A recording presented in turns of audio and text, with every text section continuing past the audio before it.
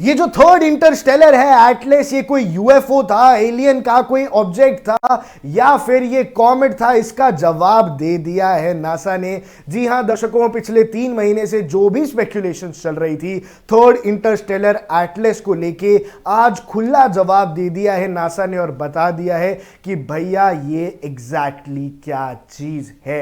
नमस्कार दर्शकों, आप देख रहे हैं इंडिया न्यूज। मैं हूं आकर्ष कौशिक और पहले आपको 3i एटलस के बारे में बताता हूं, इंटरस्टेलर के बारे में बताता हूं।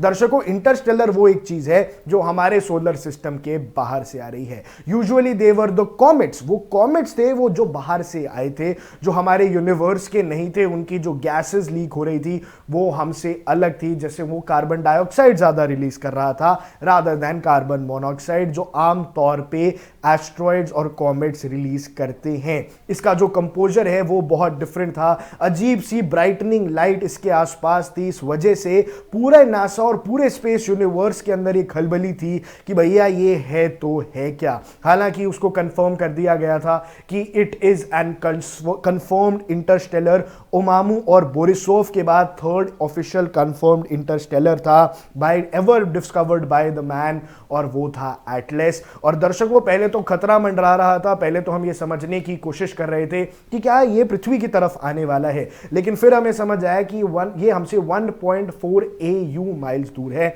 यानी जितनी दूर हमसे सूरज है उससे भी थोड़ी दूर ही रहने वाला है ये कॉमेट हमसे, ये इंटरस्टेलर हमसे। और इसीलिए सबसे पहले तो हमने ये सब पता लगाया कि क्या, साइंटिस्ट ने मिलकर ये पता लगाया कि क्या ये पृथ्वी के लिए तो खतरा नहीं है। तो बात सामने हो गई कि नहीं जी, ये पृथ्वी के लिए खतरा नहीं है। फिर समझा क्या ये सूरज के लिए खतरा है, तो ये भी समझ आ गया कि नहीं भैया, सूरज के लिए भी खतरा नहीं है। लेकिन फिर हार्वर्ड से जो नासा को विरोध कर रहे थे, हार्वर्ड के एस्ट्रोफिजिसिस्ट ने कहा कि भैया ये यूएफओ है, ये बोरिसोव और उमामू की तरह एक आम कॉमेट नहीं है, एक आम इंटरस्टेलर कॉमेट नहीं है, ये एलियन का यूएफओ हो सकता है। और उनकी बात में दम इसलिए था, सबसे पहले तो 2 रीजंस थे, क्योंकि एक जो गैस रिलीज थी वो कार्बन मोनोऑक्साइड की जगह कार्बन डाइऑक्साइड की ज्यादा थी, जो बोरिसोव उमामू से भी डिफरेंट था, जो पहले के 2 इंटरस्टेलर्स हैं और आमतौर पे जितने भी कॉमेट्स होते हैं उनसे डिफरेंस था। इसके अलावा जो उसका रेट ऑफ एक्सेलरेशन था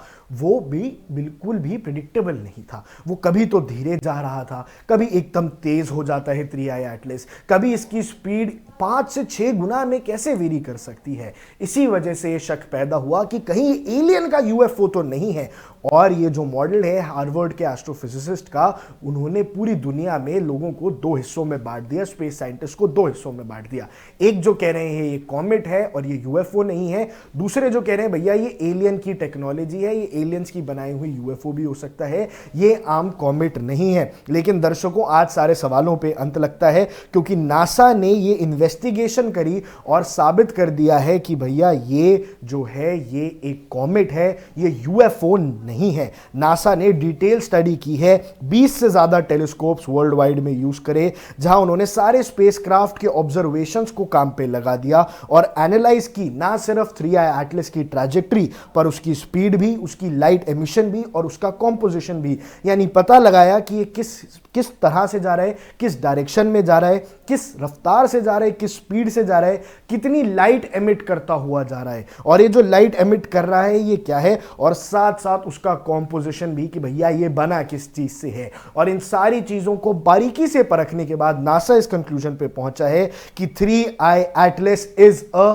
नेचुरल कॉमेट। जी हां दर्शकों, वो एक नेचुरल कॉमेट है, वो बाहर के यूनिवर्स का है, हमारे यूनिवर्स का कॉमेट नहीं है, but it is still a comet. वो एलियन का बनाया हुआ यूएफओ नहीं है, ना वो मैन मेड है, ना वो किसी प्रकार की एलियन टेक्नोलॉजी है, और ना ही वो यूएफओ है। तो ये हार्वर्ड के रिसर्चर्स के कोई करारा जवाब है कि आप जिस लाइन में सोच रहे थे वो सही नहीं है। पर दर्शकों, स्पेस की न्यूज में ऐसा होता ही रहता है, स्पेस साइंस में ऐसा होता ही रहता है, आपके पास सिर्फ थ्योरीज हैं और आप उन थ्योरीज के साथ जवाब ढूंढते हैं, बट जब नासा जैसी एजेंसी इस बात को कंफर्म कर देती है कि जी हां ये 3i एटलस एक कॉमेट ही है, तो दर्शकों बात साफ हो जाती है।